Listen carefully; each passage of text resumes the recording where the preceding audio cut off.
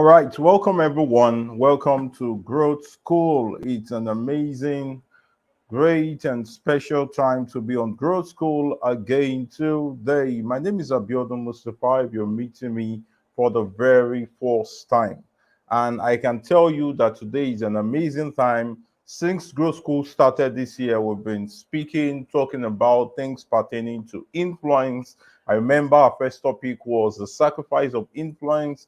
We proceeded to talking about the catalyst of influence part one, catalyst of influence part two. We went on to talk about the skills and tools for influence. And last week we talked about the first part on the skills and tools for global influence. And if you were in that live session, you would remember that one of the things we talked about was speaking, that you need speaking as a skill and tool that is essential for becoming global and and reaching any height in life. And today I have an amazing friend, brother, that will be sharing with us, talking to us, and telling us a lot of things that has to do with how you can speak for impact, for influence, and for income. And I met this person physically last year, 28th of December 2022. That was on my birthday. We met at an and it was an amazing time listening to him, conversing with him, and seeing a lot of the phenomenal work that he does. So he's the founder of the Masterful Speakers Academy, and he's doing a lot of amazing things, helping people learn about leadership, helping people learn on how they can use their gift of speaking to change the world, to transform the world, to make a living for themselves, and to become the best that they could ever be. And it's a great delight to have on Growth School today for the very first time, and hopefully it won't be the last time, the Masterful Speaker Coach, Lawal. So David Lawal, you're welcome to Growth School. Yeah, thank you so much, Bjorn Mustafa. You are a phenomenal leader, and I'm proud to be at Growth School tonight. I mean, it's a pleasure to have me on. Thank you.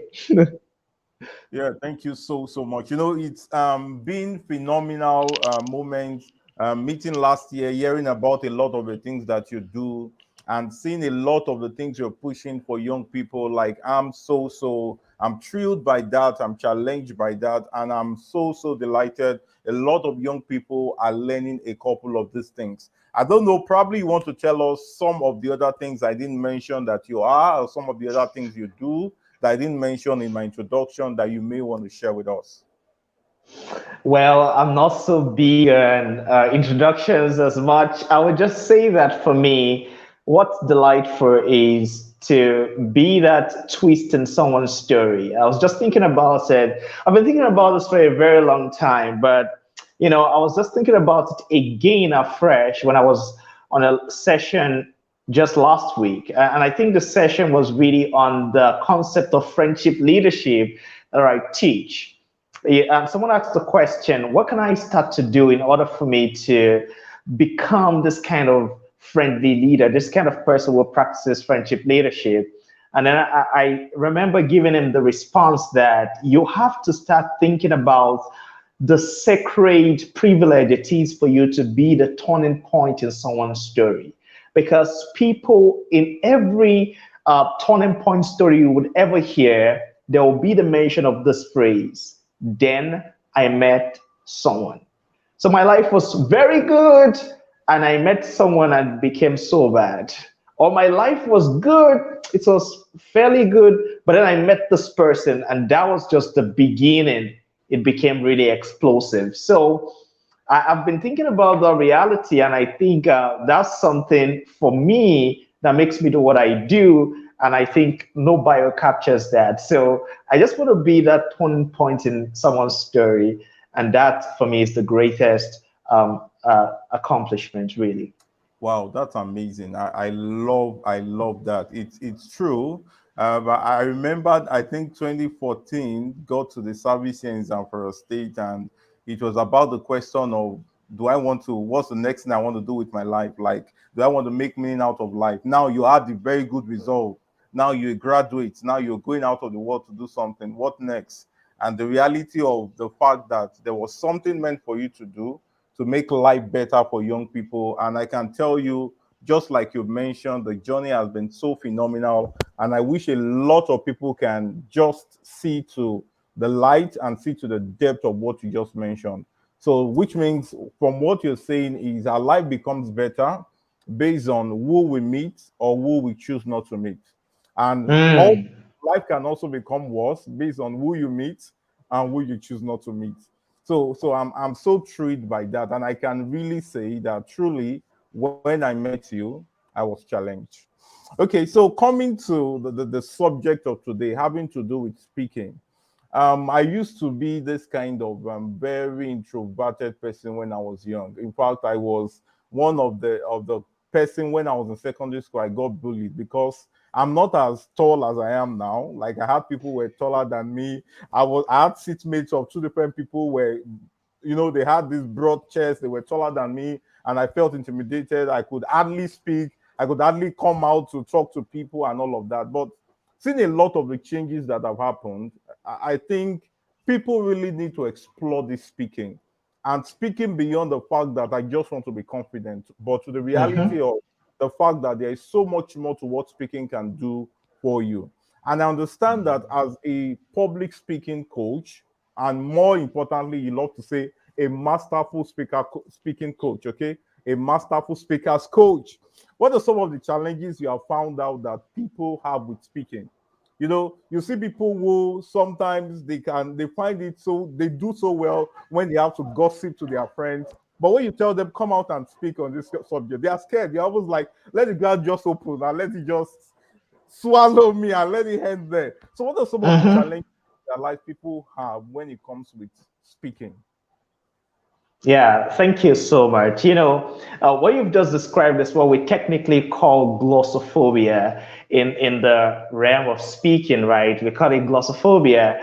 And it has even been said that people are so scared of speaking to the point that some people would rather be by the graveside, delivering the eulogy, would rather be in the grave, in the casket, than be at the graveside delivering the eulogy. So it's not bad that people are so scared of speaking, but I think the reason people are so scared of speaking is the issue of selfishness. In the International Masterful Speakers Masterclass, we have an associate trainer. Is a really big woman. I mean, really big woman. Um, Her name is Mrs. Jennifer Tokula. She's called the teacher's coach. And I can remember one day she was training us in the International Masterful Speakers Masterclass, and she was really, really shaking tables, as we like to say, in Nigeria. And I think as you like to do too, Sabiano Mustafa, I know you like to shake tables sometimes. So she was shaking tables in class that day. And I can remember she said something like this. She said, the reason you are shy is because you are selfish. And she paused. And you said, you heard me right. The reason you're shy is because you're selfish. Actually, if you stop being selfish, if you take your focus off yourself and you put the focus on the people that, oh God, I've got this beautiful idea to share, and I don't want anything to stand between me and the people who are going to be recipients of this significant and golden truth I've discovered. I don't want anything to stand between me and them. You are going to go forward and share that stuff. And you're going to be so excited about sharing this information or sharing this principle or sharing this secret you've discovered, and you cannot keep calm. So when we stop being selfish, when we stop thinking about whether the performance will be good or not good, whether I did well or I didn't do well, whether I was impressive, whether I sounded well or I didn't sound well, whether my grammar was accurate or my grammar wasn't accurate, and we transfer the entire attention to, will the people who are in the audience find the information about to share with them liberating, transforming, significant, life-changing? mind shifting, jaw dropping, mind blowing. Would it motivate them and drive them by all means towards change? We are going to do everything possible to make sure that our message is delivered in the best way possible. So, shyness is a product of something more underlying, which is selfishness. People are so consumed in themselves. But if you must be a really good speaker, as Demosthenes in the 4th century said, an orator is a good man who speaks so well. Wow, I agree entirely with you. That's true. That's true. That's true. So most of the times, really, it's always about the fact that, oh, what would they think about me? How would they see me? How would they perceive me? So you're so cautious that you don't see the benefit that it would offer the people you're speaking to, and then you're Mm-hmm. focused on yourself. It's true. So your shyness is a result of your selfishness. Amazing. I need to write that down. Your shyness is a product of your selfishness. Yes, I agree. I agree. I agree. I agree. I agree. That's true. That's true. That's true. And I could say from experience really that it's always about the fact that when you want to see the lives of people get better, when you want to see the lives of people advance, when you want to see people grow, when you understand that what you are offering this person would change the person's life, nothing would hinder you from speaking out. And this is the Sure. reality. So thank you so much. So your shyness, you're listening to David Lawal quote, and quote it. Just put it there. You can frame it if you want to. So you know you're scared. Just frame this. Write it down. Frame it and put it on your wall every day. That your shyness is a product of your selfishness. David O. Lawal. So when you wake up every morning and you want to be scared, you remember every day that you're shy because you're selfish. Amazing. Thank you so much for that.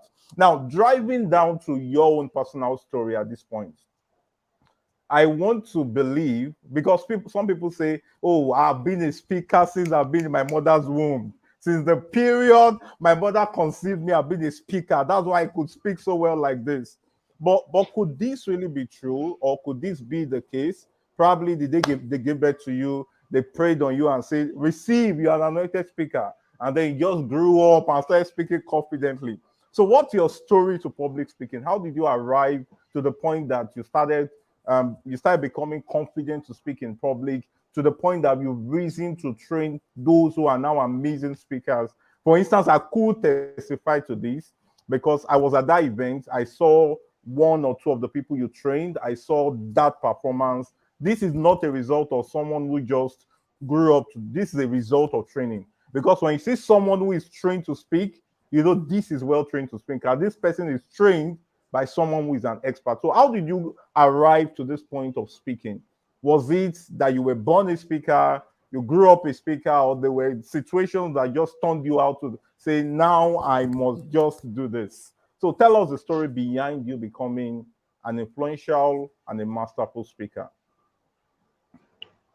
The first thing I would like to say in response to that question is that we're expressions of our exposures. So sometimes we see some people were at a younger age are very great speakers. Trust me, it's because they were exposed earlier than you to the world of speaking. So let me give an example. We know that one of the greatest orators currently in the world is the former American President Barack Obama. He was known for his amazing rhetorics with which he actually ignited the hearts of Americans, even though he led America at a season when America was at its worst in racial divisions. He, with his rhetoric, inspired Americans to hope. And now that he's no longer in office, Americans still desire to hear from him. Now imagine Maria and Sasha Obama. When you hear them speak as very great, competent speakers and orators. Remember that even Michelle Obama is a very good speaker, okay? Very good speaker.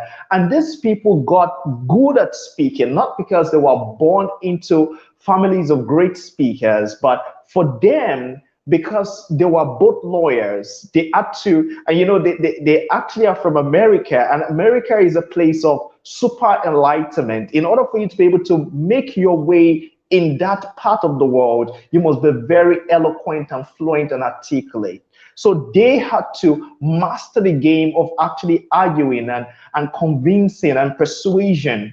And that was necessary for them to be able to achieve what they achieved. But consider Sasha and Malia Obama. These people had absorbed, based on their exposure, early enough, the ability to communicate with great eloquence. So here is it. For me, I did not get the opportunity at that earlier age. In fact, in the Masterful Speakers Masterclass in Module 2, I always teach what is called Mastering Spoken English, the dynamics and mechanics of speaking with fluency, polish, and style. And I start by telling the story of my struggles of how when I was younger, I could not actually complete a sentence in English language accurately. I mean, today you might not believe that, but there was a time in my life when I could not speak a complete sentence in English language accurately. And many times I actually gestured the rest of what I had to say because I could not find the words to say them. So maybe if you see me gesturing a lot today, maybe it's because of those things that I struggled with back in the day. So yeah, when I was growing up, I had to struggle with that because I was growing up in a rural area that was undergoing earlier signs of urbanization. And then the aim thing was for you to speak in vernacular. I mean, either you spoke in Yoruba, and trust me, my Yoruba then was better than now. I mean, I'm not proud of it. I mean, my Yoruba now is better than about 4 years back or 5 years back. Okay, I can actually rap in Yoruba. Temafeka dasi Yoruba, awa dasi, awa dasi Yoruba. But you know, I'm also kind of trained by the polyglot. Sir Adeliji Odulesi. So I work with him as a corporate MC, and it's been challenging me to learning French and German and several other languages. So yeah, for me, actually, I had to struggle. And then when I got to the university, I met with some friends, Israel Peter Samade. With them, we started a platform for speakers and leaders and writers. And every Friday would come and would speak, like we'll be given opportunities to speak, and we give the platform to other people. So it was in that community that I started to learn about TEDx, that I started to learn about Toastmasters, that I started to actually try to do my best to sound like a TED speaker while on the stage, to speak with minimal errors, to speak with dexterity, to be deeply thinking and frankly speaking and audience lifting, to speak in such a way that there is polish and style and there is fluency, to speak in a way that would lift the hearts of my audience. So it was from that platform that I started to aim at that goal, and I was supported with the resources I needed to be supported with. And then again, I started to mentor other people, and I discovered that in mentoring, I was actually experiencing a greater dimension of growth exponentially. You see, when you actually focus on your personal development, you will grow kind of simultaneously, okay, just gradually, right? But when you start focusing not only on your growth, but on the growth of others, your growth is going to increase exponentially. That for me has been the secret so far. Oh, I love this. Like from your story, what I've gotten now is the power of exposure, and now not just exposure, the power of positive exposure. Okay, so your Mm, expression is a result of your exposure. So when you're well exposed, your expression would reflect it. So the fact that there was that place of exposure, there was a place of the right association, like you had a community always there to help you, giving you the platform to do it, giving you the privilege to do it, was the reason why you grew. And then the yeah, commitment to learn, the commitment to sure, learn. There's really no one you sure. say who is doing so well who did not learn it. So people should not Hmm. say, "Oh, I'm not the type who can speak. Oh, they are the one who are born to speak. Me, speaking is not my thing." You can always learn whatsoever you are not good at, and I Sure. could I could really agree to that even from experience. Like I remembered having to get certified as a speaker, and also get to the point of not just learning how to speak, also how to communicate. It's very, very Hmm. important. So you could learn Hmm. these things. And already, Sure. this is an ability for you to be here before David O. Lawal. We'll talk about a couple of other things and how you can engage in learning, getting the benefit of the things that could make you a great public speaker. While you were speaking, someone dropped a comment. I see a comment from Aderonke Agumbiade. That was loud. I would no longer be shy and selfish. Awesome. Yes. So Aderonke, no more selfishness. It's time for you to stand out and be the best. So going on to the questions. Now, this question I think is also very important. You know, most of the times people will look at you, they saw you on the platform, the amazing global impact 2.0 platform, and say, oh, where's this guy from? Is he from the moon? Or is it like when it comes out, he just does it? Maybe since the time he started speaking, he just eats it instantly. Now, I want to ask, were there times you stood in public and you spoke, and when you looked at it, you reflected or you listened to it, you were like, no, David, this is not you. You could do better than this. David, you should have used this. David, because Yeah, people always sure. believe when I have the ability to speak, I must give it the best. There must not be any mistake. There must not be any error. Were there times you saw some things and you felt I made a mistake there? When next I want to do this, I'll do this better. When next I want to say this, I will say it this way. When next I want to emphasize this, I will do this way. Were there times at those instances, and can you share practically at instances where this happened so that people could become encouraged? Because the truth of the matter Yeah. is, I think we are in a generation where people have been lied to believe that, oh, you won't make errors, all will be fine, all will be okay. You will just come out and blow, you just come out and make it. So were there times, were there instances you spoke and felt like, ah, this is not the kind of David Ola I could do better than this.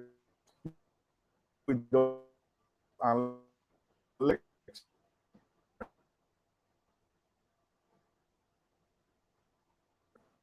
with us. Let's learn from your experience of such Yeah, it was breaking. I don't know if it's from my end, but I got that. I got that actually. And I would say that there are all right, yes, thank you. multiple instances like that. And particularly if you're called the masterful speakers coach, that's a high calling. Trust me, it's a very high calling. But maybe for those who are curious to understand why you called the masterful speakers coach, okay, not because I feel like I am a masterful speaker like that, but for the fact that I coach people who are masterful speakers, that's why I'm a masterful speakers coach. But that does not take away the burden or the weight of it, of that kind of title, right? It's really weighty and it's massive.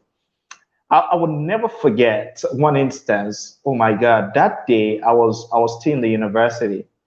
And I told you that when I got to the university, I met two friends with some other friends actually. One friend who is noteworthy is a friend named Lawal Taiwo, who was like my sounding board. Whenever I had a new idea, whenever I had a new, idea for a speech, it was the first person I would tell. And while discussing with him, I would be detailing those ideas.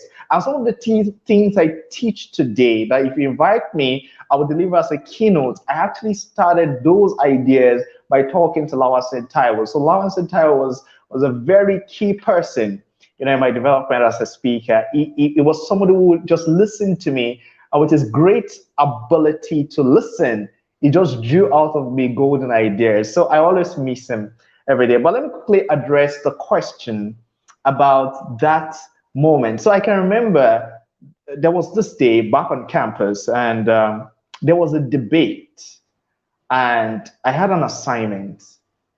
I didn't know that what to submit the assignment on that day. And that debate really gave me some tough time in researching. So while researching, I couldn't find much information. So I had yet to gather all my thoughts and craft at least my outline for the debate. So when I got to school, I just heard about this assignment. It was a lot of work. So I started the assignment, and the assignment was quite decisive in the final exams. I think the assignment was going to be over 30, and it would be recorded. So if I didn't do that assignment, I would have to battle with 70% in the examination hall, and it was not a very easy course. So I started to do the assignment quite a lot, and I took the assignment to the debating hall, right? And I couldn't really do anything while the debaters before me were still making their arguments. I was yet to settle upon writing out my arguments or even crafting my outline. So when I got on that stage that day, I was both thinking, structuring, and speaking. And trust me, I was bored by my speech myself. So I was sweating, I was jittering, I was stuttering. It was terrible. I couldn't finish. I had to leave the stage that day. I will never forget that day. And since that moment, I told myself, never again will I ever get on the stage without figuring out exactly what I was going to be telling my audience from the beginning to the end.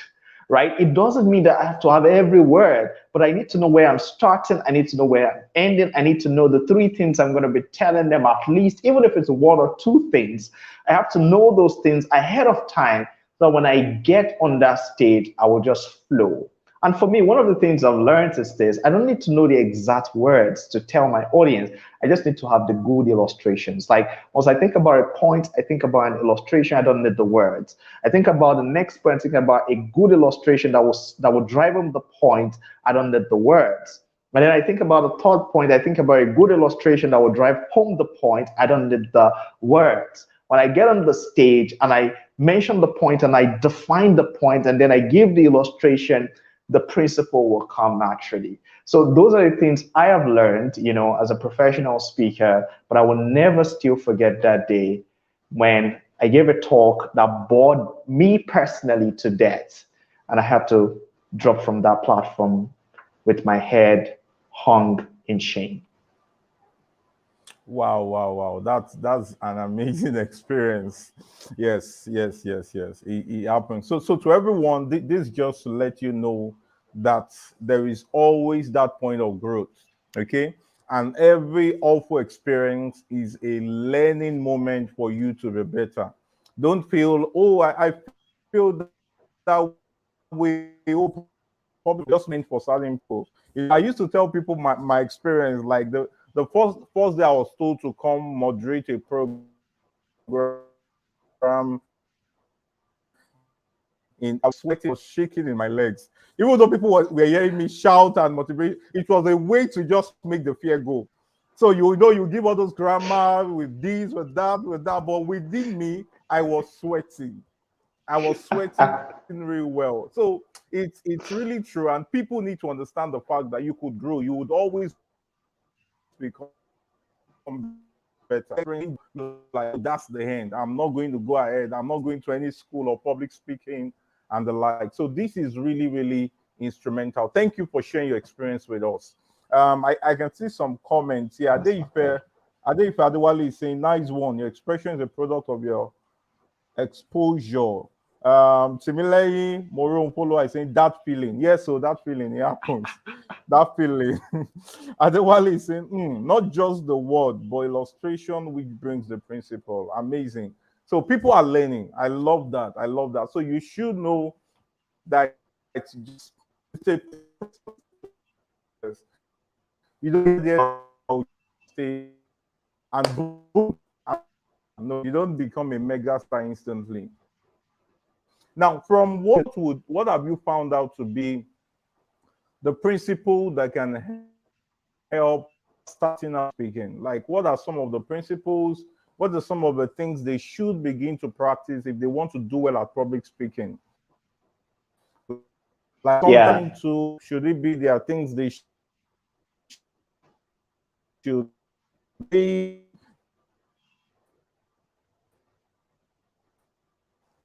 the principle that those who are starting out in public speaking, they want to be influential. They know they have to speak to become influential. For example, for those in Nigeria, there is no one in the forefront of the political. So whether you articulate or you obedient to articulate. You are following those people because they spoke, because they said something.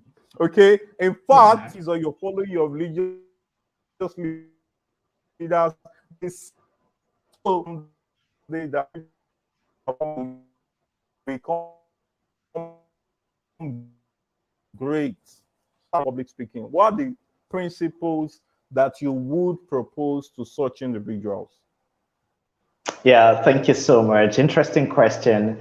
And since you brought up the issue of articulate, obedient, and batified, well, I've never really made a public political statement, so this might be the first political statement I will make, and it wouldn't be that political because I'm not really somebody who is very involved with politics like that. So, but here is it. One thing you would notice is that anyone can ghostwrite for you, but no one can ghost speak for you. And I'm sure people have always heard me say that. So I tell people, see, the reason you must master speaking as a leader is that even though people may write your speech for you, they are not going to speak your speech for you, right? Someone can write a book, ghostwrite a book for you, and put your name on the book and say the book is written by David O. Lawal. I mean, someone can ghostwrite for me, but imagine if someone had appeared on this show today and called himself David O. Lawal, and you are just hearing a totally different person speaking to you on my behalf. Would you say that you listened to David O. Lawal tonight? Absolutely not. Nobody can ghost speak for you. So you really need to know that. So two principles actually for you to keep in mind. Number one, understand that every audience wants you to succeed. Every audience, whenever they go to any event, they're always praying without words. Even some of them don't know that they are praying, but they are always praying in their hearts. Lord, please, let this next speaker be a really great speaker, because nobody comes to that event to waste their time. Nobody pays for a class or comes to a conference and transports themselves to the conference, right? Just so that they could waste their time and be bored to death. Just so that they could hear everything they've always heard and not have a nice time and not be inspired and motivated and challenged and not be amazed and not be stretched in their horizon. Nobody comes to an event not wanting to have a nice time. So every audience every person in the audience is praying, Lord, let this next speaker be a great speaker. So here is it. Make up your mind today that you want to always be an answer to that prayer.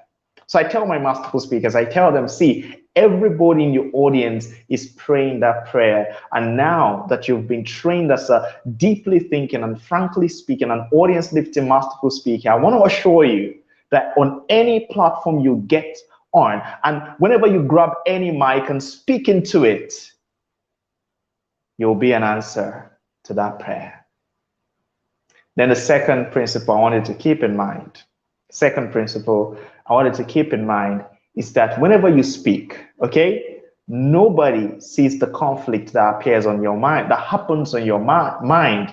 They can only hear the clear or unclear message that comes out of your mouth. So when we speak, just like Sabiodo Mustafa was telling us the other time, right? When you speak, they can only hear the clear message. They can only feel the confidence, the passion, the strength, the power, the persuasion. That's all they can feel. That's all they can hear.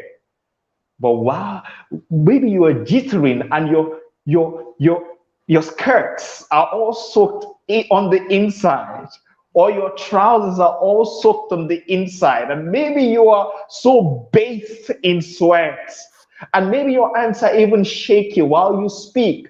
Nobody would ever know. Today, people remember what happened at Impact 2.0, but people who knew me before then, or who have had the story, actually know that I told them that my heart almost jumped out of my heart. My heart almost jumped out of my chest before that moment, because that was such a very important moment in that event. And if we blew it up, it would turn to be a trouble. And I was only given that opportunity after much convincing of the leadership, because the leadership didn't know me. And someone had to put his reputation. That's Pastor Daniel Bang Bang had to put his reputation on the line. And they said, I know this guy. I think he's going to deliver. I think he's going to manage the time well. And God helped me. And even though I said some things, in that presentation, I cut short what I initially prepared, and I didn't even bother what I was thinking while I was speaking. When I watched the recording, it was all lined up. And God just took absolute control of it. So, friends, nobody sees the unclear message in your heart. They cannot see the conflict happening on your mind. They can only hear the unclear message that comes out of your mouth. And so it's your responsibility to make every expression out of your mouth to be clear. If it's unclear, it's your fault. You succumbed to the conflict that is happening in your mind. But if you ignore that conflict and you focus on the audience and you want them to get something clear and powerful and productive and very inspiring, then trust me, it will be to their delight. And I'll get back to that first principle and say, you'll be an answer to their prayer. Lord, make this next speaker a really great one. Wow, wow, wow. That's exceptional. That's an exceptional answer. And I know a lot of people are getting a masterclass for free from the Masterful Speaker Coach. So this is so amazing. And if you can imagine David Lawal giving you all this for free, and imagine how much more you would get if you enroll to the Masterful Speaker Academy. That's an amazing answer that you've just given. So all of the doubt you've had in your mind, all of the feeling you've had, like, oh, I'm scared, what will it be like? Even the time when you were speaking and you were shaking with the mic, not to worry. We were there. Some of us were there, but we did remain there. So we're there, but we did remain there, and people would not believe. I think at this point, I have to play a video of that session you just spoke about.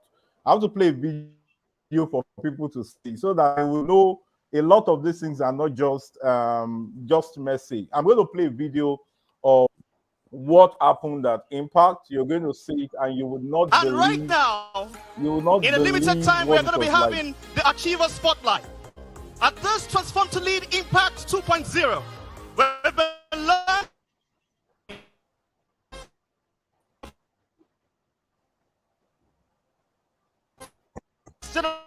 generation of leaders, the number one leadership expert in the world, and we want to prepare the next generation of leaders to other great people.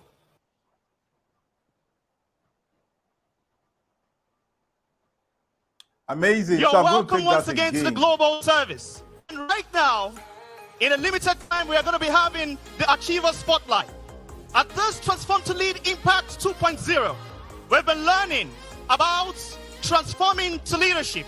You might ask the question, what is the best way to prepare the next generation of leaders? The number one leadership expert in the world, John Maxwell, said that if you want to prepare the next generation of leaders, expose them to other great people. Amazing. So you can see. So he did not just come to tell you story that did not exist. I was there.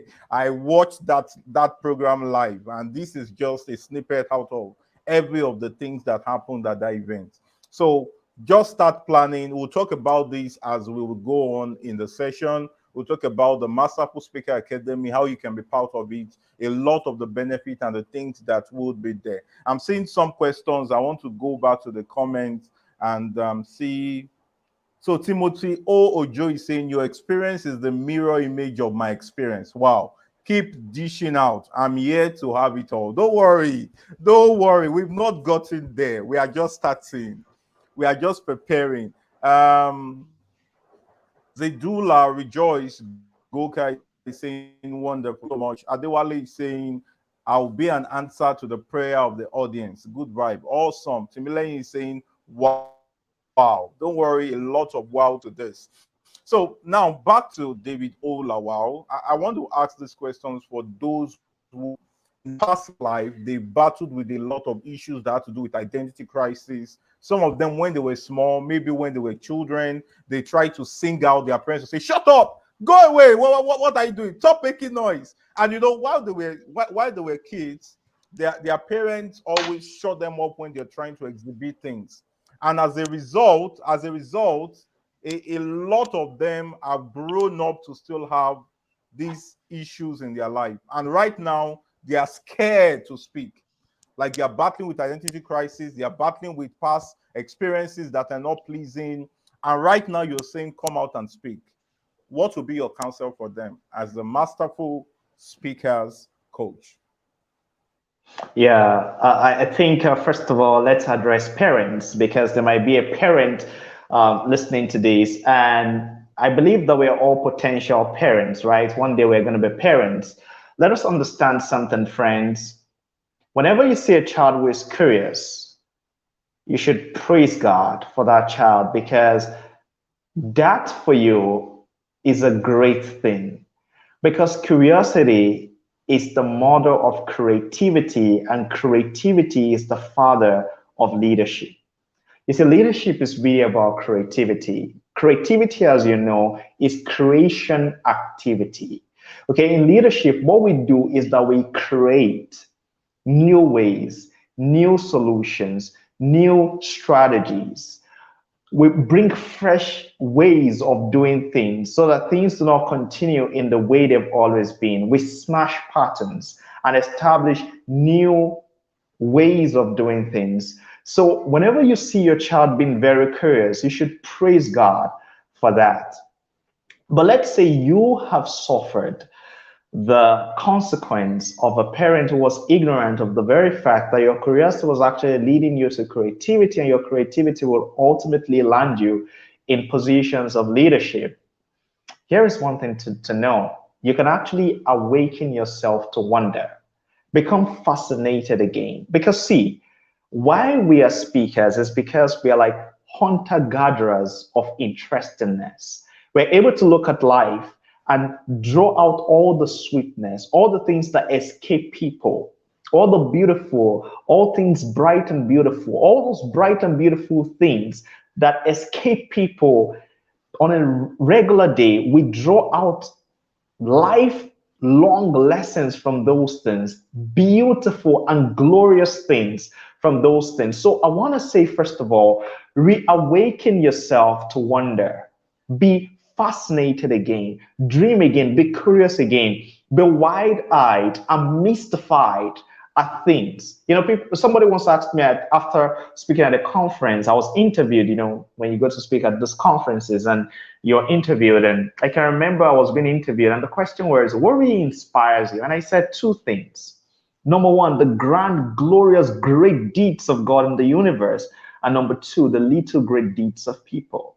So here is it. Let the little great deeds of people amaze your heart and baffle your mind, and talk to people. Ask them questions. Look at what Abiodun Mustafa is doing this evening. There are things we are going to actually have as new things said in this exchange today that will make both of us to get away from this conversation more enlightened. There are things that he has said so far, even in his questioning of me this evening, that would be the very connecting dot between one principle of reality I'd always held in mind and then another principle of reality I've held in mind.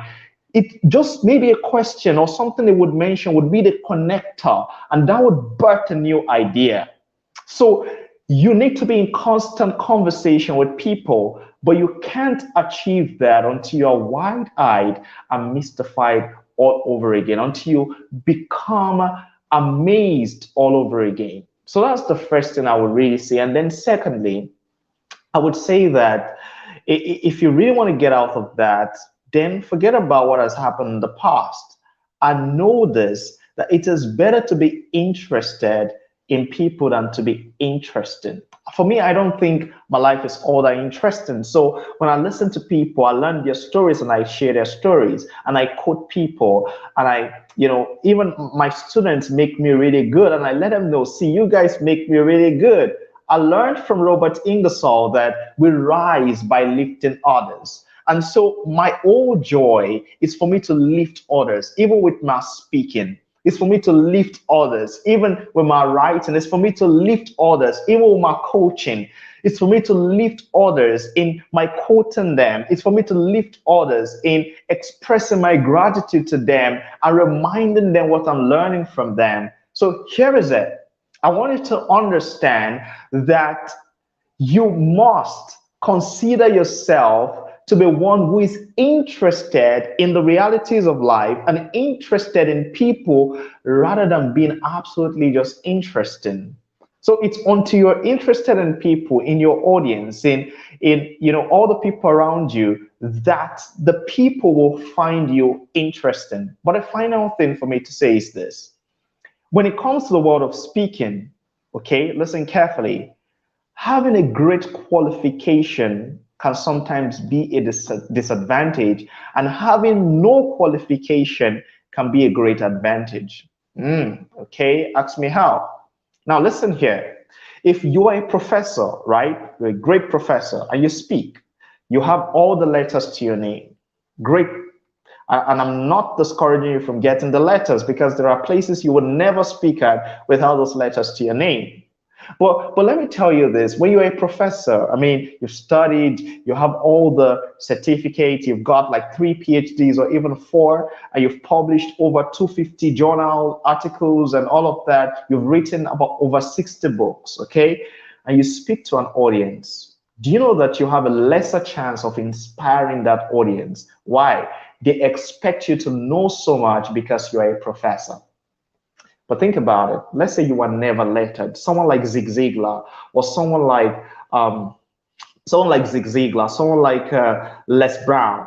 These people were not really lettered. They did not finish secondary school, what you call secondary school. They did not finish high school. They have no high school certificate. But these people are considered some of the greatest speakers in the world today. Why? Because people are so amazed. Even Les Brown was labeled educatively mentally retarded, EMR. He was told when he was a secondary school student that he could not be a student, right? And because of that, whenever he spoke and the audience would hear him, they would be amazed. You mean you never had a college degree? Whoa. Do you know even the prince of preachers, Charles Haddon Spurgeon, never went to the university because he was not a member of the Church of England back in the day. And back in the day, for you to be able to attend the university, you have to be a member of the Church of England. And this man self-taught himself and is today regarded the prince of preachers with the highest volume of the collection of sermons ever preached in history. And his writings are still existent up till this day. He's the most quoted preacher on earth, like all over since he died up to this point. But this man never really had so much letter to his name. So I want to encourage you, right? That the very fact that you don't have all of the confidence, all of the qualification, or you consider yourself an introvert is even the greatest advantage you have to be a really great speaker. That which you feel disqualifies you is your greatest advantage and qualification. Wow, amazing. So that which you feel disqualifies you is your greatest advantage. So you see people who tell their stories of how they came from very poor backgrounds. That's the story they keep telling over and over and over again. And you see them keep getting it right, keep having the privilege to speak. So those things you feel, oh, these are the things that should disqualify me, could be the things that would really lift you. Thank you so much for that amazing insight. So someone is saying, and it's yeah, go on. And it's so amazing that people are so scared of sharing the stories, and honestly, and trust me, most of the speakers you love are people who have shared that kind of story. You're like, and I know many people tell me, Coach, do you think I'm ready to share the story?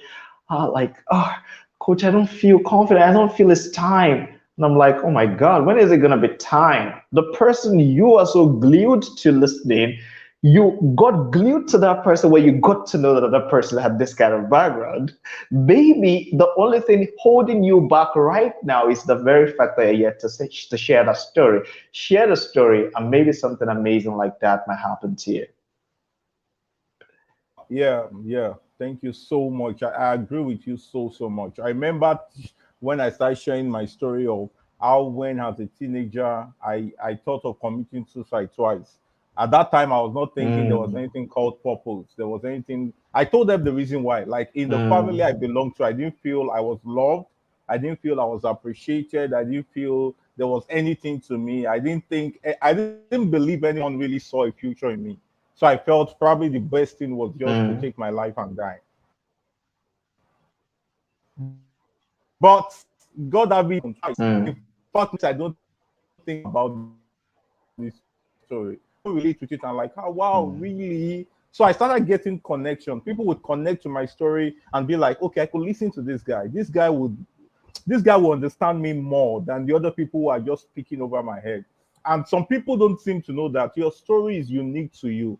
No other person has that experience. And there's mm, someone else who needs to hear that story and he needs to hear it from you in order to believe that there is still hope. So you're correct. Like I mm. agree with you so much. So maybe someone is saying, "Ah, David Lawal, I love you so much. I love the way you speak. Like your phonetics, your tenses, the way you put it together is amazing. But tell me the truth: is there money in this thing? Are there benefits in this thing? Can I really make money from speaking?" As I said, is it just about speaking? Like, so someone is looking like, what are the benefits they would get, or what are the benefits they would gain from becoming real and masterful public speakers? So we want to hear from you, the coach. Tell us stories of people who their lives have changed, the benefits they've earned from becoming speakers. Yeah, fantastic. I mean, for me, speaking is a life, like it's my full-time job. So much of the money I spend comes from speaking. I say to people, like Paul tells us that if any man does not work, let him not eat. For me, it's if David Lawal does not speak, let him not eat. Because if I don't speak, money isn't gonna come. So for me, speaking brings money because I do it professionally. And trust me, either you are a professional speaker or a speaking professional, there is money in speaking. Now, if you only want to get money from being paid when you go to speak at events, that might take a while. But here is it, you can use speaking to actually serve as a vehicle to making money.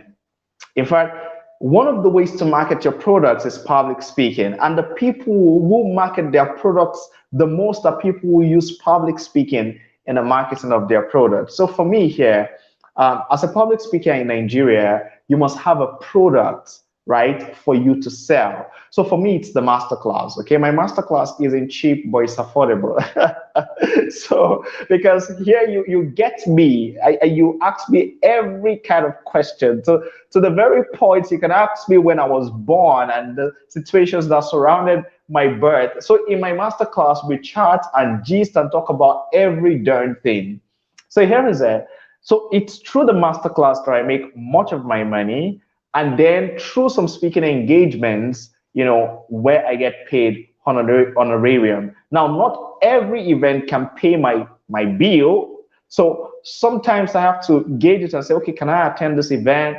And understand, I actually run an organization around this, so I don't make the decision alone. I have a director of operations who decides if I'm allowed to go take the invitation or not. So last year, my director of operations, who is like my manager, actually told me, sir, in 2023, you will not do any speaking engagement which is not paid. And in fact, my secretary works with me now. If someone sends me an invitation for a physical event, you have to go through the secretary first of all, and then you guys will discuss the charges and all of that.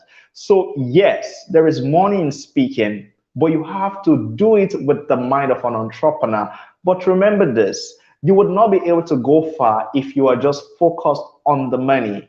In fact, the way it happens in the world of speaking is you have to give a lot, so that when people are paying you, they are not even paying you for the service they're going to deliver after they've paid you. They're actually paying you for the services you've delivered before they paid you. So you have to deliver a lot of free services, right? You have to be on shows like this. You have to, do even your own shows. You have to support other people. You have to support your the people I have trained. I support them. And from there, I meet people who are interested in taking my masterclass, who are interested in getting books, who are interested in, all those kind of things. So you must have books, you must have masterclasses, you must have, courses you can sell, you must have, a product or something, a commodity you have to build around your speaking career in order for you to make money really well in Nigeria. But over time, when people discover you more and more, then you can be signed as a brand ambassador. Remember, I told you, in the world of entrepreneurship, all over the world, you cannot actually market much until you use public speaking to address the people. So people like I think I'm forgetting his name. Feladro Toye also does brand ambassadorship, but then there is why? It was once a Etisalat brand ambassador, Niyi Adesoya. Exactly. Niyi Adesoya, that's where he makes his own money from, like big time. So there was a time I was working with Etisalat and he was earning in the millions actually. So these are people who at some point, in the nation have become this great name in the world of speaking. And for example, I have my boss, Sir at Odulasi, like Sadidi Dulasi. I know how much I even gain that he gives me whenever I go with him to events to MC events, because we do corporate MC with MC events with institutes of directors. Like these are managers, bank managers, CEOs of companies. You connect, and from there you could get people. From there, they could actually invite you to come train their staff members, and that's the way money keeps flowing in. Sometimes I travel to go speak to a group for like maybe 30 minutes, 1 hour, and you're paid something, at least five figures. At least five figures. You are paid at least five figures, and I'm talking about something around 30 to 50,000 naira for that kind of engagement. If it's not really that big of a gathering, by big I don't mean the size of the audience, but I mean the quality of the people there. But you have to start by doing a lot of free speaking before you can get there. For me, I'm still growing. Okay, and now I'm emceeing events for institute of directors, MDs and CEOs and all of that. So it's gradually I keep growing. Okay, that's the way it happens. Wow. This is amazing. Like some of you don't know the value of what David Olawa just shared with you. Like and this is just tips of an iceberg. I'm just telling you that if you go in depthly to the Masterful Speakers Academy, you will get the depth. When you are just getting the top, you won't see the depth. And with what he has just shared is a top secret a lot of people don't know. You'll see someone will say, I want to start as a public speaker. The first thing they are doing, they are preparing a business card. They are doing a design and saying, to invite me for your speaking engagement, pay me these 6 figures. If you can't pay me, I won't come. If you can't do this, and you're just starting, you have not grown. You are not even certified, and you believe the money will just come. There's a process to it. I'm sure David Olawa will tell you a number of times he has had to speak for free before they start paying 4 figures. Even sometimes, some people would, there are times people have paid me 4 figures and I will still have to give a very good thank you, because I knew that I knew that at that level, that 4 figures was so much treasure to me. So you should understand that there's a process to it. There's a process, and you must be willing to grow. So people pay you based on the perception of their value. And when you go to get into the academy, you learn about how to position yourself, how to brand correctly, how to connect with people that could understand your craft, how to create products around your speaking. And I want to recommend that you really do well to learn this. Now, now we've talked about the part of the income. Now going to the part of impact and influence. I know how to jump to income because some people said this, oh, money, tell us about money. You've heard it. Sure. Now let's talk about the fact, the point of the influence. Now you've grown really influential. Now we could Google your name. If you go on Google now and type David O. Lawal, I will tell you that the first profile you will see is his profile. Okay, because I did that today before coming on this session. So, you grow by doing that. Now, what's the pathway to making use of your speaking to arising to a point of great global influence and making real impact in your community, in your nation, or in the globe? What's the pathway that worked for you, and what's the pathway that worked for a lot of the people that you have trained? Yeah, one thing about impact is that impact is focused on one person but spread over a lot of people. So if you're someone who really wants to make impact, you are focused on one person at a time, but you just don't want to pour it into only one person. You want to widen the scope of the impact, right? So one of the things I tell my speakers is that they must be constantly seeking ways to keep on spreading their knowledge. They must keep on spreading their knowledge. But to be impact oriented actually is to be problem solving in your orientation. So when I speak, I tell the people, see, I'm not very interested in the fun that my audience would have. I don't think about what is going to be funny and put it into my speech. And I find that my audience would laugh. I mean, when I would speak to them, in fact, I feel like I don't have a sense of humor as much. But I discovered that many times when I speak, the audience would laugh. And so I discovered really that if I could solve the problem,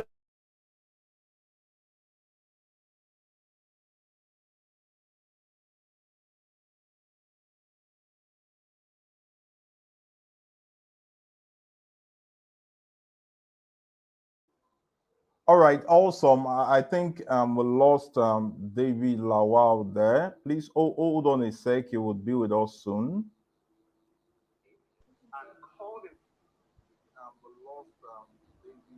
okay. So if I could solve the problem that my audience All right, was dealing with, welcome back. I think we lost you there for some minutes.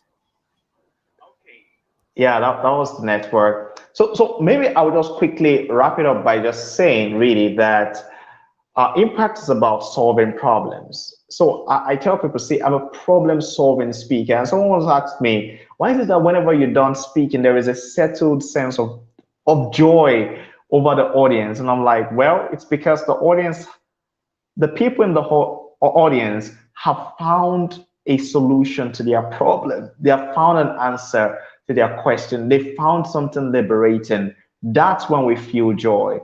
So yes, that's what I would say. That's something about impact. But when we talk about influence, influence is your ability to actually get someone to do something. You're actually getting them to do something. You are causing them to be desirous to dream more, do more, and be more. So that's influence. Causing people to desire, stirring up a desire in people to dream more, to do more, and to be more. So that's what we do when we speak. We speak in such a way, not only to solve people's problem, but we show them there is more. There is so much more than you already have. There is so much more than you already know. There is so much more than you already are. And when we speak, in every speech we deliver, without saying those words, they can feel it. There is more. There is more to do. There is more to dream about. And there is more to be. And so, yeah, keep that in mind every time you've got to speak. And I can assure you that you'll be able to make a lot of impact. So here is the way to think about it. It's not about the fact that I want to have more crowds, but it's the fact that I want to reach more people. I believe that if more people can hear this, more people will be liberated and our world is going to be a better place for it. Amazing. This is so phenomenal. And I know a lot of people already understand the part for impact and the place of influence. I will be coming back to you, but I want to play a video very quickly. And this is one of David O. Lawal's interview session, TV interview session, which I want you guys to watch and learn from. And when I will be returning back, we'll be talking about the platforms for speaking that can grow your income, impact, and influence. So stay tuned as I play the next video.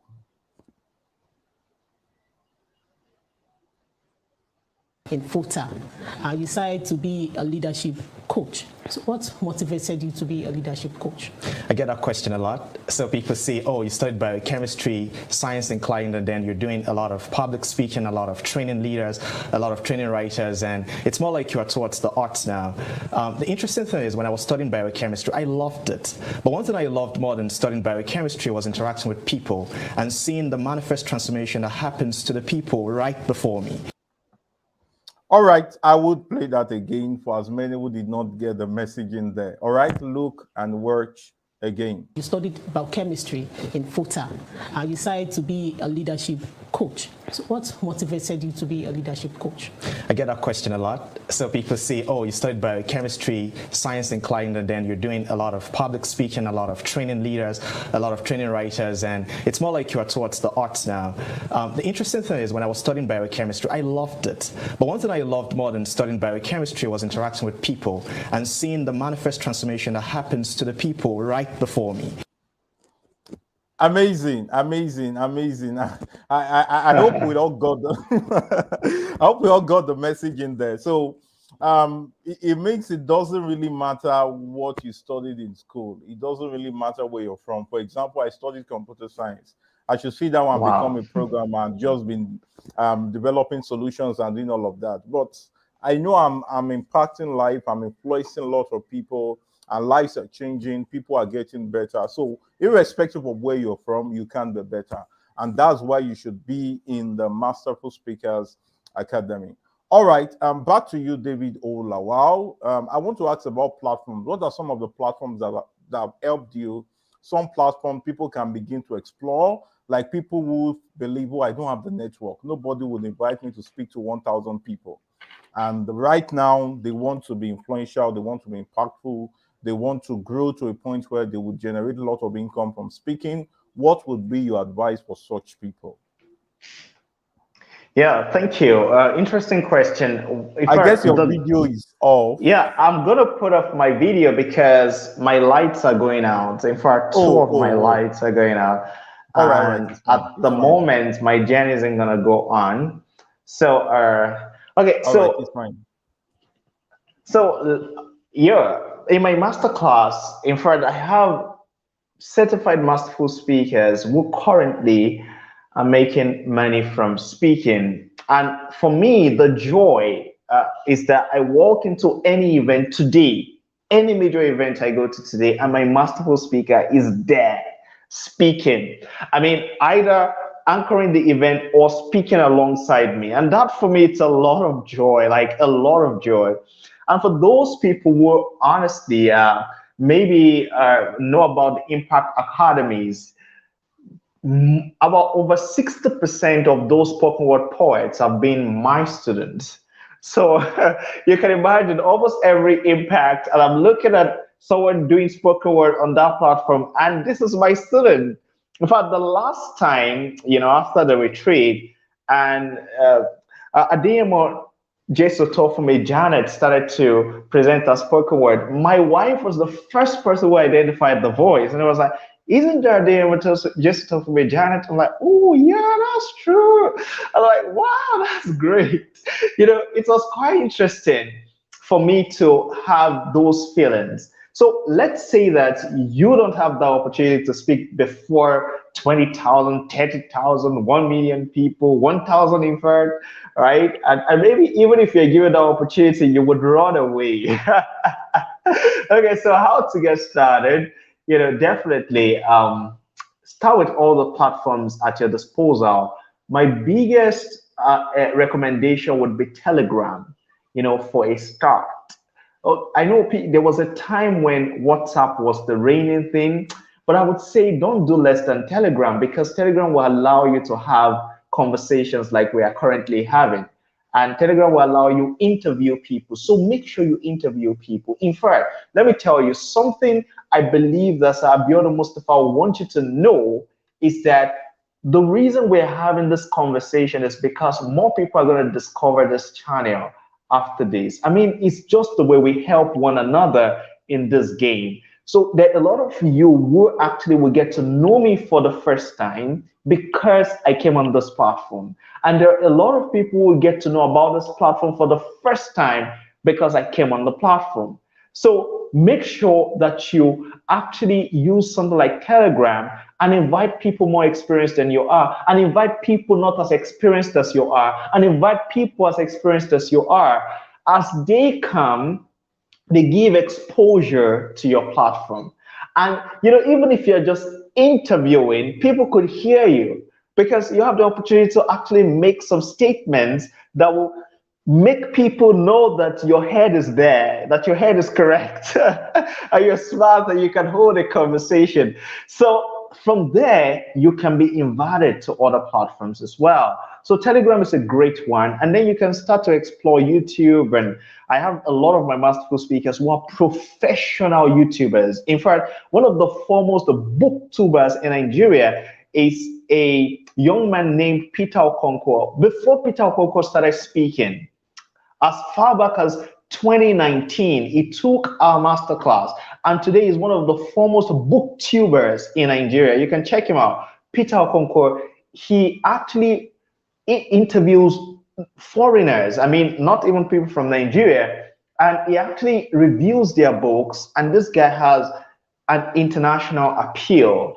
I have also one professional YouTuber. Her name is, okay, we call her Tenacious Precious, Adedamola Precious. She's Adeolu Adedamola Precious. She's amazing. She's an energetic person. And we have some others, I mean, amazing people. And there is Phoebe Benjamin, who just started a writing academy, and she's making money. And I can remember the other day, she reached out to me. She was having a bit of a challenge with customer relations, and she spoke with me. And when we were done, she went ahead and dealt with our customer, and she gave me good feedback in the end. So what I'm saying is this: start with the platforms you have, right? And I just gave you those stories to let you know that I have seen it work. When you start that platform, bring a lot of people who are more experienced, who are not as experienced, and those who are just as experienced as you are. That will shine the spotlight on your platform, and that would actually jumpstart your own speaking career. Oh, you're on mute, sir. That's phenomenal. I so love that. So you're simply everyone should really understand that you should use what you have, for what you have is plenty. That's the summary of that. Use what you have. Start from what you have, and then you begin to grow on from there. Mr. David Olawala, I'm seeing a lot of your metabolites here. Really? Adewale have been saying, oh, he wanted to ask that he studied science and he's thinking of going to public speaking until he heard that you're a biochemist. Timile is saying great metabolite, acetyl. Acetyl K. Acetyl K. Awesome. Thank you so much for that. So I want to ask, like, in your journey of public speaking, who are the people that inspire you? I know there are people who are here who want to find out what are the people that inspire you. Yeah. I know you have. I know you mentioned some of their names. I heard Mr. Adede Jodulesi. I met him in Abeokuta at one of the events. He came and we had very nice conversation. I heard of Neil Adesanya. Adesanya, yeah. That's so amazing. Probably there are a couple of them you just want to mention, and then I'll ask you one question. I love to ask my guest. Is a very humorous question, but I'll keep that till after you. I hope I do well. And I don't want to be selfish. Bring it on. Okay. Yeah. So the people inspire me. They are not. Some of them are not very popular anyway. But I think the most famous of them might not be popular amongst the people where I hear, but I listen a lot to Jordan Peterson. Yeah, Jordan Peterson. I listen a lot to him. I love him a lot because he's very courageous, very articulate, and I don't think it sounds like a 21st century man. So I love to listen to people who don't sound like 21st century people. So he's a very smart man. Then I listen to Vusi Tembekwayo from South Africa. I mean, amazing, amazing guy. Very, very great. In Nigeria, okay, in Nigeria, I mentioned Sad Adeniyi Odulasi. The thing is, in a sense, I have some beliefs that are radical, very radical beliefs. So for that reason, I don't listen to a lot of Nigerian speakers. All right. That does not mean that I don't regard some of them as authorities, but I just don't listen a lot. I mean, apart from my own pastor in church, I do my best to just kind of listen to a lot of Nigerians around me, like my own local pastor, my own general superintendent W.F. Kume, just a few other people. Then Billy Akane at some point, but not so much anymore. But let's still get out. I listen to Les Brown. I used to listen to Les Brown a lot. Not anymore as much, but there was a season in my life when I listened a lot to Les Brown. I learned a lot from him. But I listened to Simon Sinek, starts with Y, a bit of optimism. I listened to Simon Sinek, then I listened to some preachers. I love Reformed theology. So that's why I love Charles Haddon Spurgeon. That's why, even though you can't get any recording of Charles Haddon Spurgeon, but I listen to people like John Piper, John MacArthur. Some people may not like those people, but I listen to them a lot. I listen to Mike Riccardi, a very substantial theological guy. So I love theology a lot. I mean, things that break the mind are the things I love to listen to. So many of these things I listen to, you may not find them very interesting. So I love things that are very mind-breaking, that stretch my mind. And when you hear the phraseology, you're almost having to check your dictionary every now and then. So then again, I listen to TED Talks, then Toastmasters, definitely I do. Yeah. And a lot of other people, Vodi Balcom and other people. Some of them are not so popular. Wow. I love that. I love that. So exceptional people listen to exceptional people. So yeah, I should not forget Paul Washer. Paul Washer. I listen to Paul Washer. Wow. And then people are like, really? Is that your example for a good speaker? Yeah, it's my example. I love Paul Washer a lot. Wow, that's interesting. I love them. I love that. Just to tell us, so we've been talking about the Masterful Speakers Academy. I would play this video one more time, and I would allow David Olawal tell us about this program. Global service, and right now, in a limited time, we are going to be having the Achiever Spotlight. At this Transform to Lead Impact 2.0, we've been learning about transforming to leadership. You might have been asking the question, what is the best way to prepare the next generation of leaders? The #1 leadership expert in the world, John Maxwell, said that if you want to prepare the next generation of leaders, expose them to other great people. All right, so over to you, David Olawal. Tell us about the Masterful Speakers Masterclass. And for as many who want to join, what's the way to join? They've heard you speak. They love what you do. They want to be part of it. They are willing to just get in there, come out, be part of the success story. Like, I can tell you for real, I've met some of those people. Like, I was at an event last year in Ibadan, and I met one of them who was the convener of this program. Not just one, I think two of them. And I can tell you that if you're part of this, it will go well to change your life. So over to you, sir. Tell us about the Masterful Speakers Masterclass. Tell us about your books, products, and some of the things we can be part of, and we will turn out as masterful speakers just like you. And take note, the program is not just Masterful Speakers Masterclass, it is international. Respect it, underline it, international. All right, over to you, sir. Tell us about these masterclass.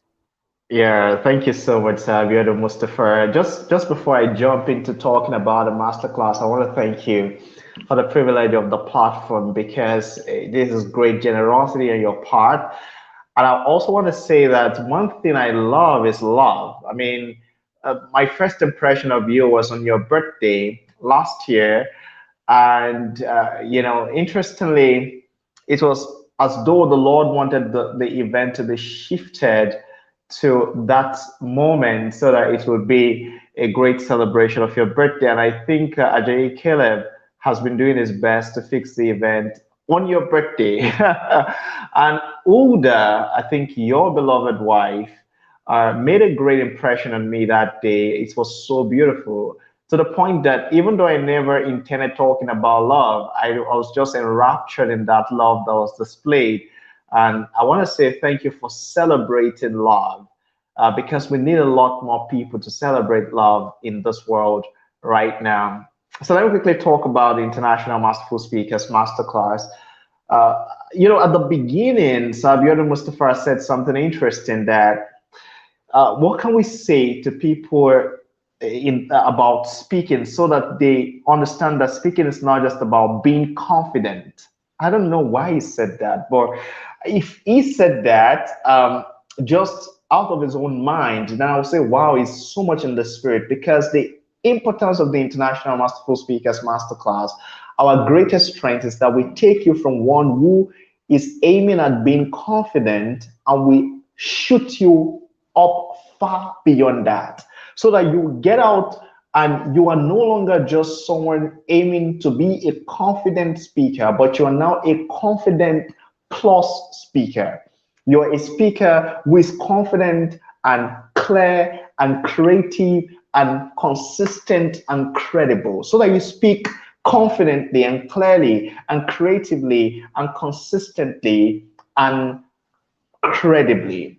But you are also deeply thinking and frankly speaking and audience lifting, so that every time you speak, every audience who listens to you would be like, wow, that's deep.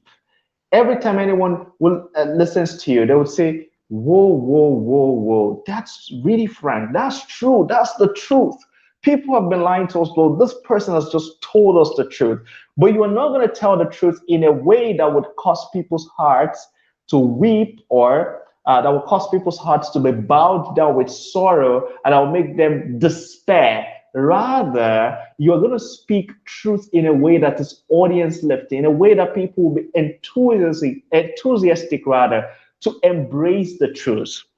So that's what the International Masterful Speakers Masterclass is. We're going to teach you how to host events, how to get and sustain speaking invitations. We're going to teach you how to prepare for your most memorable speaking engagement, and how to deliver powerful presentations, and a whole lot more.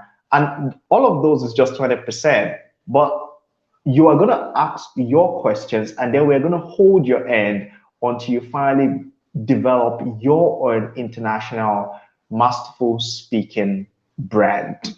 So if you really want to level up your journey in the world of speaking, whether you are at the beginning stage or at the intermediate, or you are at the moment where you are trying to be really, really full experts, this is for you. And whether you want to be a professional speaker like me who makes money from speaking, or you want to be a speaking professional who uses speaking to advance their career to very great heights, this masterclass is also for you. So you can see Sabiota Mustafa already put the link on the screen. All you have to do is put that link into a browser. It will lead you to a WhatsApp wait list. I think almost 800 people are there at the moment, over 700, approaching 800 people. There you're going to get a lot of free stuff, articles, videos that I release every week, even communications, inspiration, a lot of things actually is for lovers and leaders. So if you love love and you love leadership and you love speaking and you love reading and all of that, that's my community on WhatsApp. And from there we're good to go. A lot of things will happen from there. Yeah, that's a lot. That's a lot. All Like right, all right, all almost a right. master class on that. That's amazing. I love that. So what you have to do right now, just take a screenshot of your screen right now and save that, and then do well to visit that link. Okay, do well to visit that link. I don't know, David Olawal, are there ways people could reach out to you after now? Probably there are links you want to make public that people could reach out to you.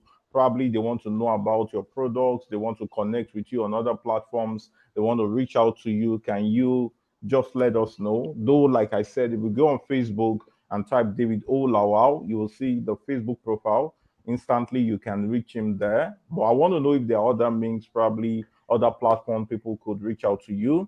And I also know you have a YouTube channel where you share a lot of things about leadership, a lot of things Yeah. about public speaking that people could also connect to. Yes, sir. Yeah, definitely. Friendship Leadership Institute, Friendship Leadership Institute, Friendship Leadership Institute. That was YouTube. That was on YouTube. And for my own personal YouTube, I don't really post as much, but you can find some things I've posted there. David Olawal, yeah. On LinkedIn, Akia Oluwatosin said, exceptional people listen to exceptional people. Courtesy of Sir Abiodun Mustafa, he said that. All right, so yeah, reach out to me on LinkedIn. On LinkedIn, you'll see David Olawal, but you will see in bracket Masterful Speakers Code, just as you've been seeing so far, right there. And here is it. You see, once you click on that link that has been dropped in the comment section, right? You can actually just get into that platform, like that community. Everything you need, you can reach me from there. Then maybe on WhatsApp, I can actually. I mean, I love to connect with people, even though I have over almost 2,000 unreplied messages. I still love to connect. No worries. It's just one of those things that come with what we do, but you can stand out anyway. So +234 on WhatsApp, +234 9046687282. Again, that's +234 9046687282. Thank you so much, sir. So reach out to me. Then for those of you who love email, I mean, I'm still getting trained on how to use email. I mean, my people are, coach, I sent it to the email, and I'm like, okay, please send it on WhatsApp. So I'm still getting better with email, but let's do it. So our official email, sort of, not really official, but sort of official. So you can reach me on friendshipleadership@gmail.com. Friendshipleadership@gmail.com. So just in case you want to invite me to your event and stuff like that, that's what I receive on that email. Let's say you also want to find out about the masterclass, you can reach out to me there. But if you want to send me an invitation, that's the go-to place. WhatsApp is not so reliable for that, but this is reliable. Then give me a call with that number you've been given. Calls, I respond to calls more than text and more than emails. Yeah, so that's what I'll say. Thank you, sir. Thank you so much for that. I love you and I celebrate you so much.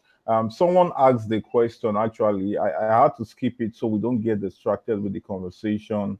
And Okay. I want to bring that question up quickly. I think it was by Timothy O. Ojo. Timothy O. Ojo was asking that. Let me find it somewhere. Timothy Ojo asked the question about reading. Reading. Reading, yes. Like, how does it, let me bring it up. Let me spotlight that so that, okay, I think it's stimulating. How much Okay. of a reading can a beginner do to be sure of his preparedness? Oh, interesting. I think the question is more about preparedness than reading. So I like to say that reading is experiencing the experience of the experienced. Reading is experiencing the experience of the experienced. Now, I need you to understand that you may not be an authority, like the chief authority in your field, but you're an authority of your own experience of that field. So there is a way you experience your field that nobody, even the managing director of your company, does not have that kind of experience. All right. Even the president of our nation, if it comes to my house, I will have to show him around in my house, even though he's the president of this nation. Okay, let's have pastor a church and I have a general superintendent. If that general superintendent should come to my local church, I will have to show him around my local church because he might be the overall authority. But as far as that jurisdiction of mine is concerned, I am the authority there, and I have to show him around in order for him to be able to exercise any form of authority there. So I said that to let you know that even the experience you have is already enough for you to get started. But here is it. It's not going to sustain you because as soon as you get exposure, right, you are going to be catapulted into new realms, right? Where you have to expand your capacity to be able to reach. So you will never know enough until you've got started. And this is something I like to say. Many of the things you think you need in order for you to get started, you will never get them until you have started. Many of those things you feel like you need, the knowledge you feel you need in order for you to get started, like you want to know so much, you want to read a lot of books, okay? And you feel like, oh, until I've read a lot of books, I'm not going to start. But I'm like, wow, you don't know that it's starting that actually forces you to read a lot of books. So it's when you get started. It doesn't mean that you have to start using the big platforms now. Don't expose yourself to those vampire platforms that will actually devour you upon appearance so that you don't vanish forever. So with your small platform, okay, I've delivered some things on WhatsApp platforms in the early days that I still deliver right now on very big platforms. And it doesn't matter that I started delivering that on WhatsApp platforms, it still wows people on very big platforms with 500, 1,000, 12,000, 30,000 people. Do you get that? So start with what you have. Sir Abiodun Mustafa has already told us that the little you have is plenty. You just start with it. Yeah, amazing. Thank you so much. My final humorous question is, let's assume you're looking at the 11-year-old David O. Lawal from all the experiences you have gathered now. There's an 11-year-old David O. Lawal. What will be your counsel for that little boy? Wow, this is an interesting question, really. Wow, 11-year-old David Lawal. Let me think about him. 11-year-old David Lawal was at that moment just, yeah, it was a military school. People that know, I'm an ex-boy, ex-boy of the Nigerian military school. So I was just getting into military school. I was just leaving a secondary school where I was in JSS2 and I was being prepared to write junior work from JSS2 so that I could be taken to SS1 and used for promotion of the school that, oh, this guy is so brilliant from JSS2, he could score this much, you know. And then I went to military school and started from JSS1 because normally in the military school, you have to get trained from the start. So then I never knew I was going to become a leadership coach. I thought I was going to be a soldier. You know, I thought I would be just shooting rifles and all of that. I thought I would be on camouflage and I thought I would be an army officer. So now as I look back to that 11-year-old David Lawal, I would say that because then I was very impatient, right? And I once heard this from Kevin DeYoung. Kevin DeYoung said, I would have told the younger pastor that do not overestimate what you can achieve in 1 year and underestimate what you can achieve in 5 years. What that means is simple. Many times we overestimate what we can achieve in just 1 year, like 2023. Oh my, I'm going to achieve a lot. Yeah. Instead of you thinking, between 2023 and 2028, I should be able to achieve this much. All right. That does not mean that you shouldn't exert a lot of efforts in 2023, right? I think when I was 11, I wanted to achieve too much. And that made me really, really disappointed and disappointed in myself. And that really dented my confidence. But today I take life, more realistically.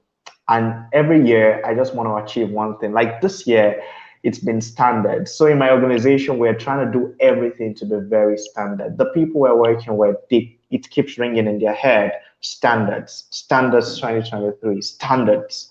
So every year now, it's just one thing. Last year, it was synergy, and I got married last year. So this year is standards. Okay, I don't know what 2024 holds, but let's see. But for this year, I just want to achieve one thing. And then I believe that in the next 5 years, the Lord would have done a lot greater things than now. So yeah, 11-year-old David, do not overestimate what you can achieve in 1 year and never underestimate what you can achieve in 5 years. So that's what I would have said to him. Wow, amazing. Thank you so much for this great time. Thank you for the honor, and thank you for the awesome things you have done. The things you have shared with us today are really, really valuable. And I know with a host of those who have listened, who have watched tonight, their lives will not remain the same. And like we've said again, please do well to join the wait list for the Masterful Speakers Masterclass. All right, irrespective of whatsoever it may be demanded, irrespective of how much you would pay, I will tell you, you get 1,000 times whatsoever you're investing into this masterclass. Thank you so much, the Masterful Speaker, Masterful Speakers Coach. I'm really, really grateful. And I hope we'll get to have you again on Growth School as time begins to demand for it. And thank you. Thank you I want to also. say you. Okay, yeah, go ahead. Yeah. I only wanted to send my regards also to the Masterful Speakers Coach wife. That Mrs. Lawal, for releasing you to be on Growth School tonight. Like, we love her and we celebrate her immensely. Thank you, sir. You've been a great and phenomenal host, I would say, sir. And then I want to say that those who have participated tonight, please take the replay and the link to the replay and share it everywhere. And I want to say that I'm going to share the replay with my community all around. And I hope that they will flock in here and they'll be able to catch a replay and subscribe to this channel, because I have actually checked out the channel before coming on, and I see that a lot is happening here in Growth School. And I'm glad that a lot of people are getting to discover it.